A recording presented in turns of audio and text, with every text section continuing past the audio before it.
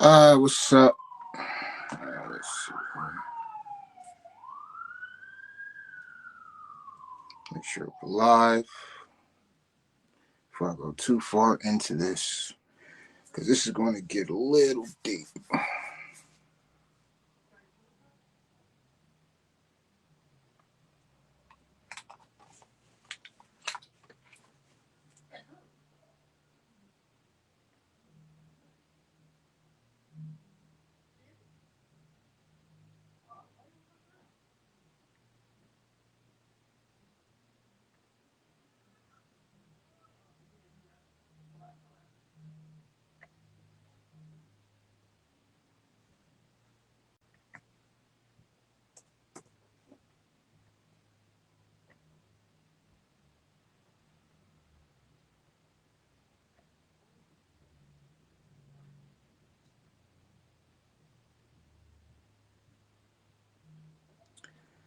All right.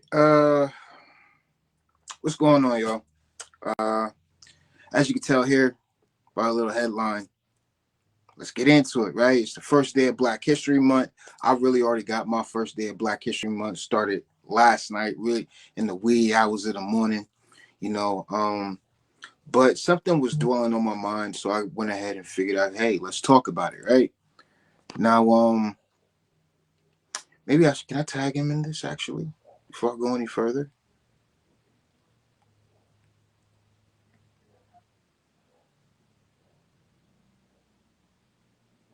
No, it's not going to let me tag him in it. So I'm sitting here streaming from the app, the Restream app. So I'm guessing I'm still working out the little kinks here and there. But I was having a conversation yesterday, and I was speaking with the individual. His name is Daniel Dutch Senior. He is, I'm guessing, the founder or CEO of the nonprofit Thankful Hearts here in Allentown, PA. And this conversation happened during karaoke night. I thought it was poetry night, to be honest with you, but I guess it was a karaoke night. Yeah, I did decide to get up on stage, do my little thing and whatnot. This was over at Change on Hamilton. You know, it was a casual setting, you know, public place, public space, community vibes, things like that, right? But the conversation drifted from community vibes, enjoying a good time and everything, to education and crime. And his views on black education were, for lack of a better term, less than mediocre. It really was. You know, it wasn't malicious in any kind of way. It wasn't. It wasn't malicious in any kind of way by far.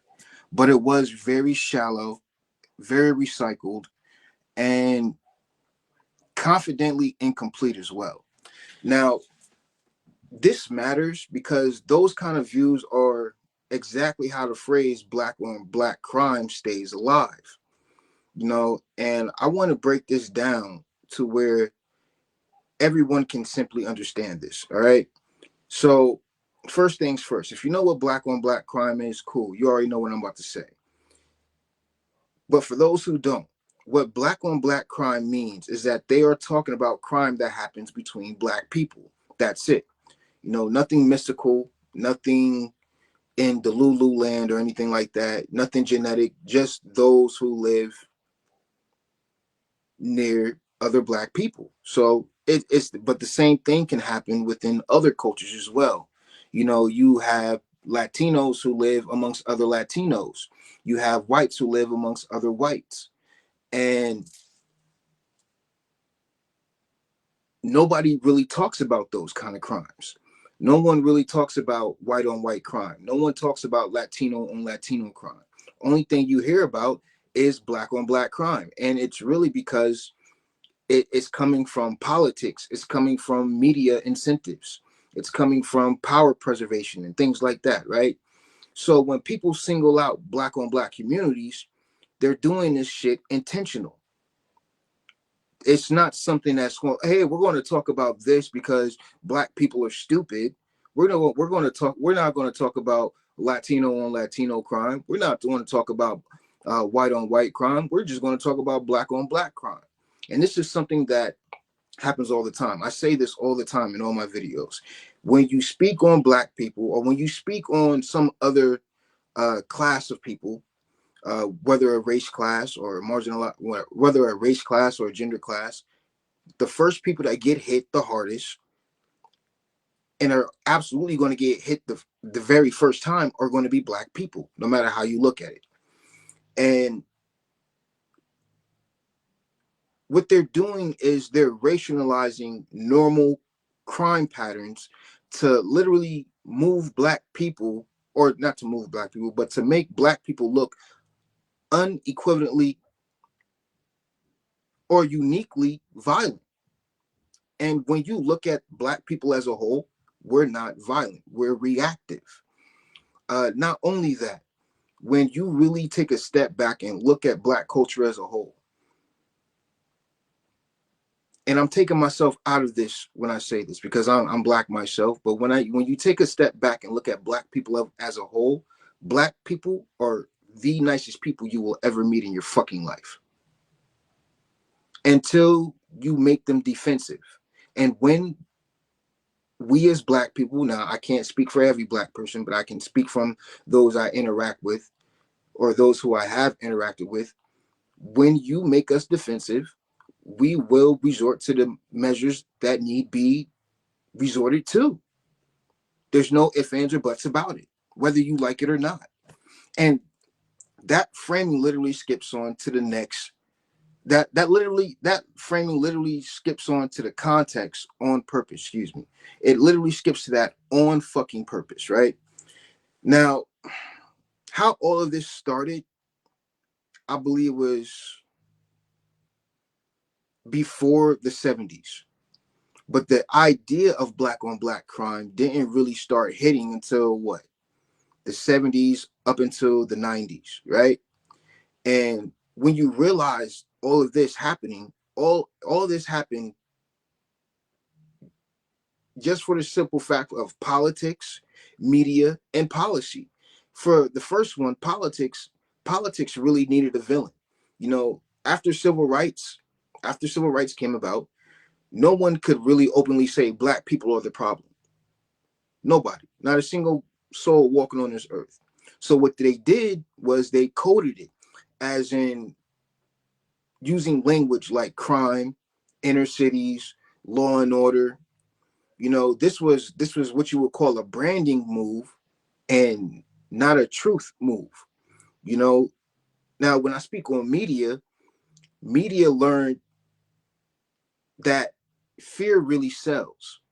So when you look at how media portrays any person of a racial class, you realize what they're doing is that they're installing fear.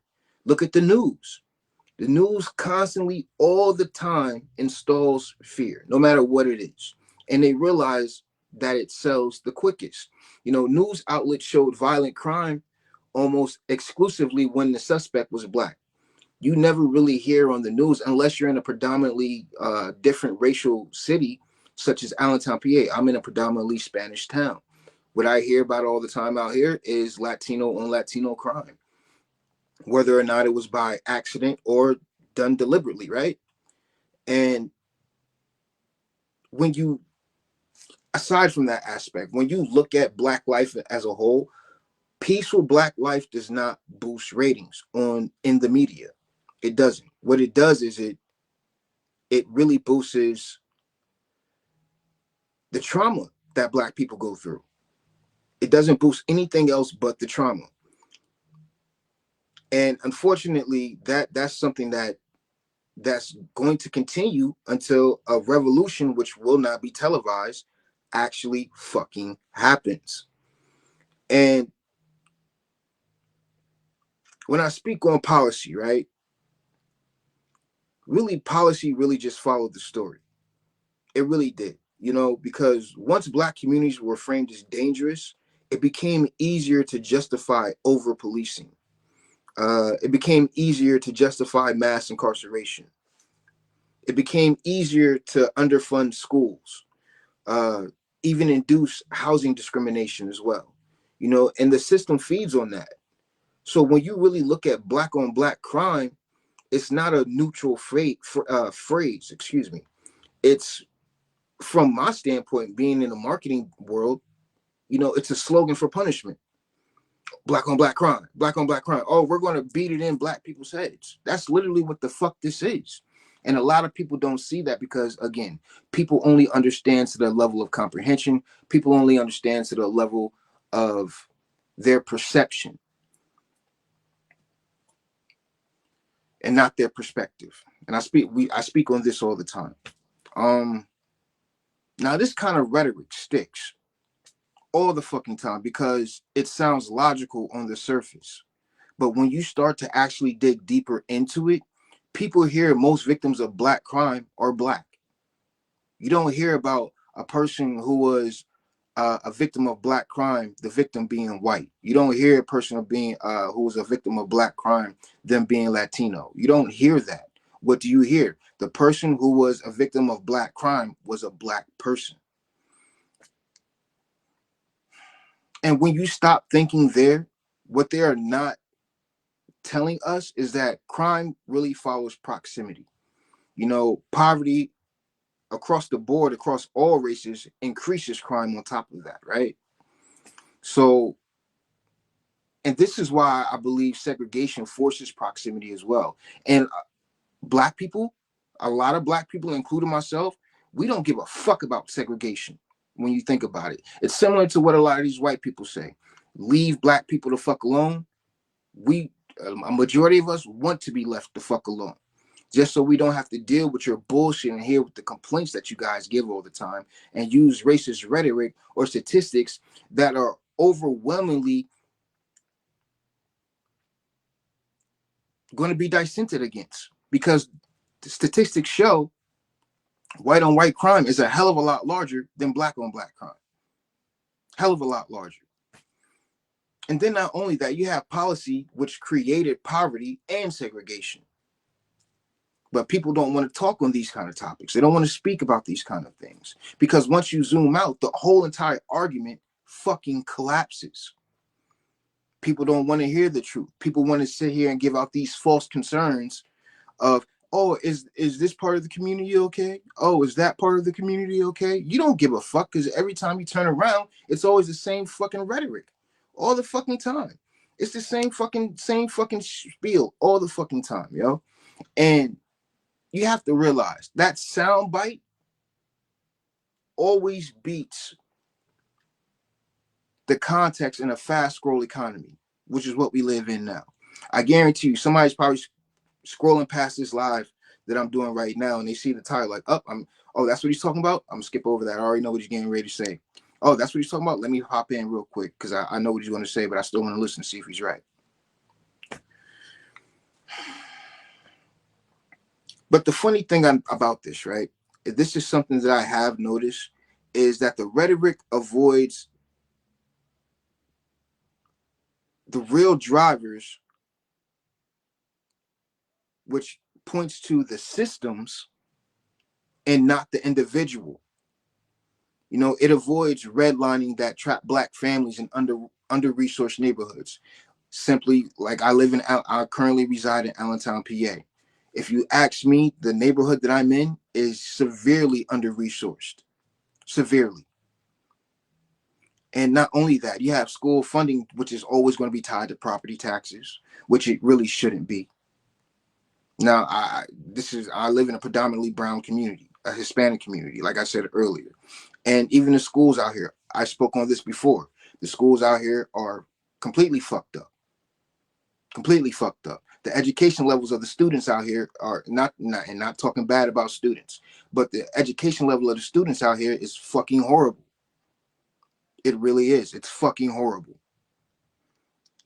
And a lot of people will say, oh, it all starts in the home. Well, you can't always blame the parent.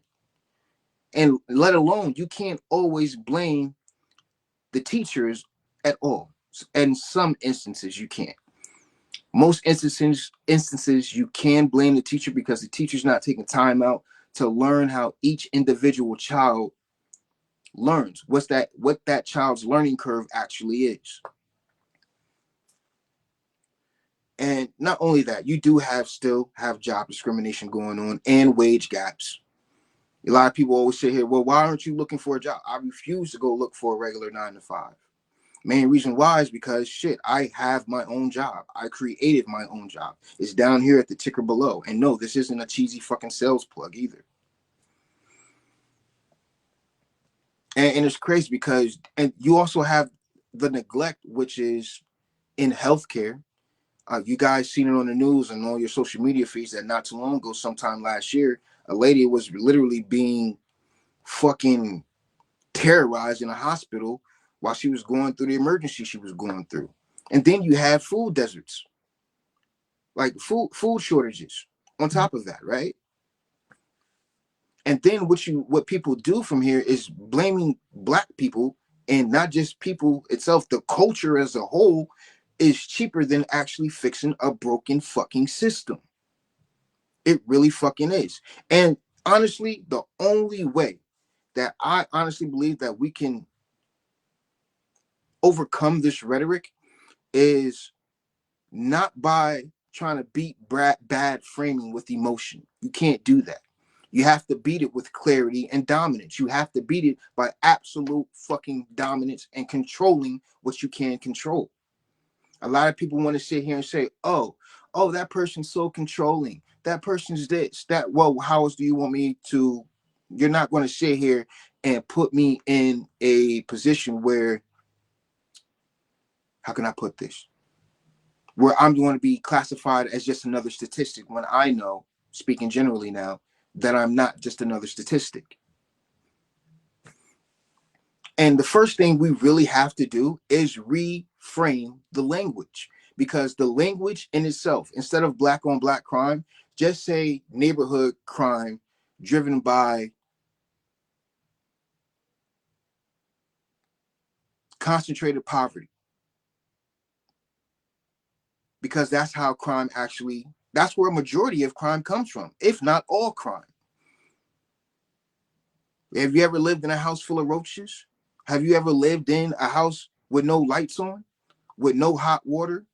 Have you ever done that? No. So you can't really blame, let alone justify. I will say that you can't blame, let alone justify a person for committing an action when they don't have the proper resources to actually build on top of. You simply can't do that. That's a hell of a lot more accurate. And if you realize and look in these documents that these white people have out here, which is, I'm talking about the law, accuracy is more powerful than ever. Not only that, they rather go off of facts, right? But yet and still, those facts sometimes get hidden.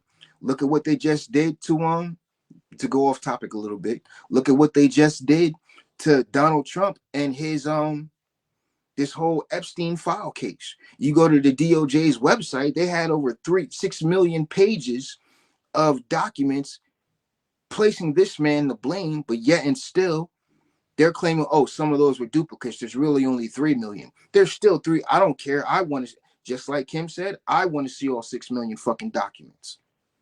I would love to see all 6 million fucking documents. I really would. And not only that, we have to expose, to get back on topic now, we have to expose the actual double standards that are out here. Because if we don't expose the double standards, thank you, Mary. I appreciate you joining the live. Thank you for listening. Not only do we have to beat the double standards, because you have to ask why no one is sitting here asking, well, what about white on white crime? No one says white on white crime.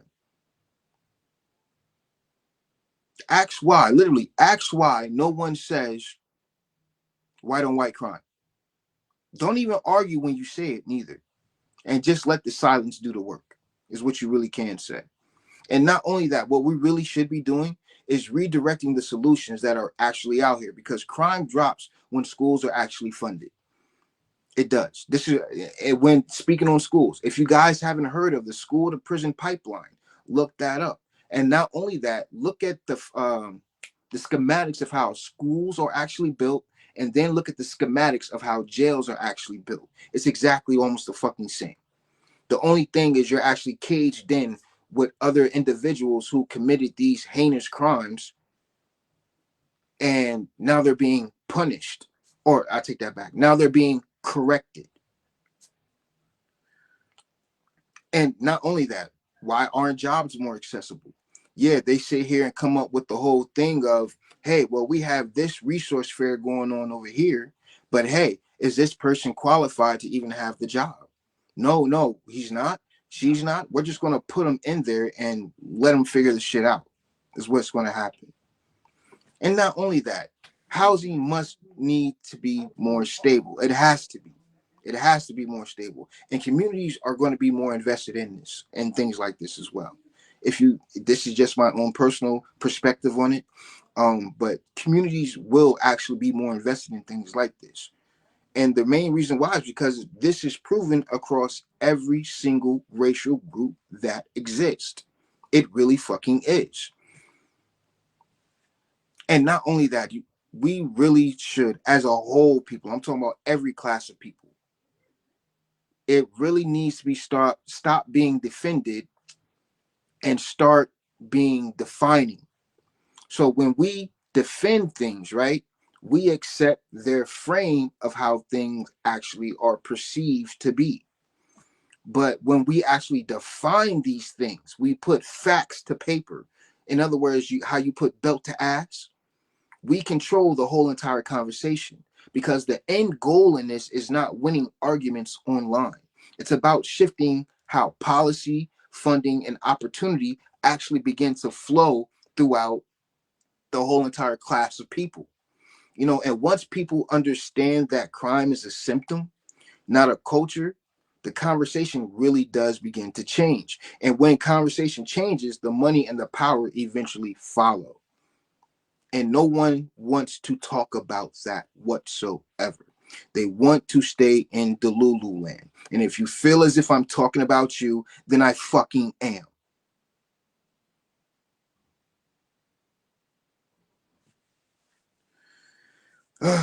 But I'm gonna go ahead and end this live. If you have something to say, drop a comment in the section. Let me know. But yeah, that's it. That's the end of this live, y'all. I'm done.